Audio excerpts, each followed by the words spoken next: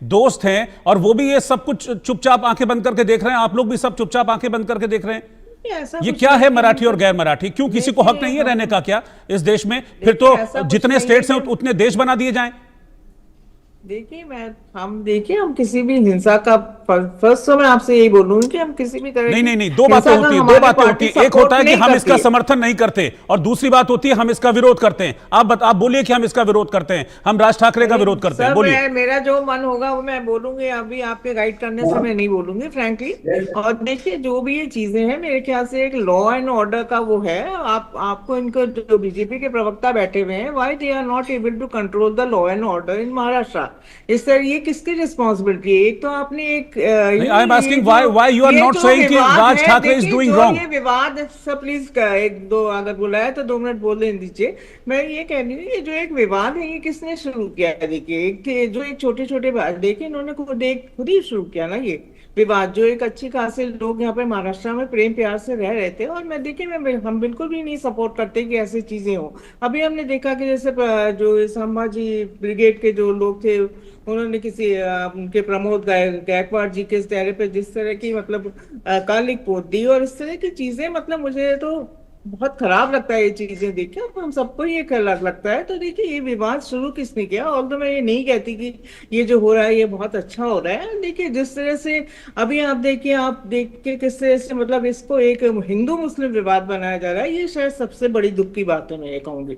एक भाषा का विवाद था, एक आपने अच्छा, मराठी बोला हिंदी विवाद कि दुख की बात नहीं है? जी मराठी हिंदी विवाद दुख की बात नहीं है? बिल्कुल है, बिल्कुल है। देखिए कोई ये विवाद कहाँ से उठा ये भी आप देखिए ना।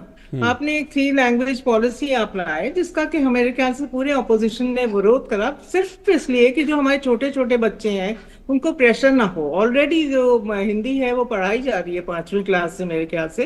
तो हमने सिर्फ इसीलिए करा, एंड जीआर वापस ले लिया गवर्नमेंट ने। हम बड़ा वेलकम करते हैं उनका, इसके लिए धन्यवाद करते हैं। सब कुछ हमें लगा था कि सब कुछ खत्म हो जाएगा, पर जिस तरह से देखिए, चाहे वो हमारी साइड के नेता हो या कोई भी हो, जो भी इस तरह के स्टेटमेंट्स दे रहे हैं, जैसे कि आप नीतीश राणे जी जो है, ये लोग उसको हिंदू मुस्लिम विवाद बना रहे हैं, विच इज वेरी अनफॉर्चुनेट, मैं तो ये कहूंगी। और ठीक है, देखिए कभी किसी ने ठीक है। मैं एक रिएक्शन जुबैर मेनन साहब का भी लेता हूं, सबके पास एक एक रिएक्शन, फिर मैं दोबारा से वापस लौट के आऊंगा आप लोगों के पास। जुबैर मेनन साहब के पास चल रहा हूं। जुबैर साहब, पहले से ही हिंदी वर्सेस मराठी वहां पर चल रहा था, इसमें नीतीश राणे, अब इसमें नीतीश राणे ने मुसलमान की भी एंट्री करा दी है। कोशिश ये होनी चाहिए थी इस वक्त पर कोशिश ये होनी चाहिए थी कि खाई को पाटा जाए, कम किया जाए, लेकिन इसमें एक और एंट्री करा के ये तो खाई को और बढ़ाने वाला काम हो गया। ये तो विवाद और बढ़ता जाएगा।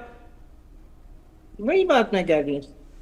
नहीं, जुबैर साहब से मेरा सवाल, जुबैर मेमन जी, मुद्दा यही था कि महाराष्ट्र गवर्नमेंट ने एक जीआर लाया था जिसमें हिंदी भाषा को तीसरी भाषा बनाने की उन्होंने एक नाकाम कोशिश की थी। उस कोशिश के खिलाफ महाराष्ट्र के सभी लोग, सभी धर्म, सभी जाति के लोग एक साथ में आए। एक ऑडिटोरियम में बहुत बड़ी सभा लगाई गई, डिक्लेयर किया गया कि 5 तारीख को एक बहुत बड़ी सभा होगी विरोध में। और उस सभा से डर करके 2 दिन पहले ही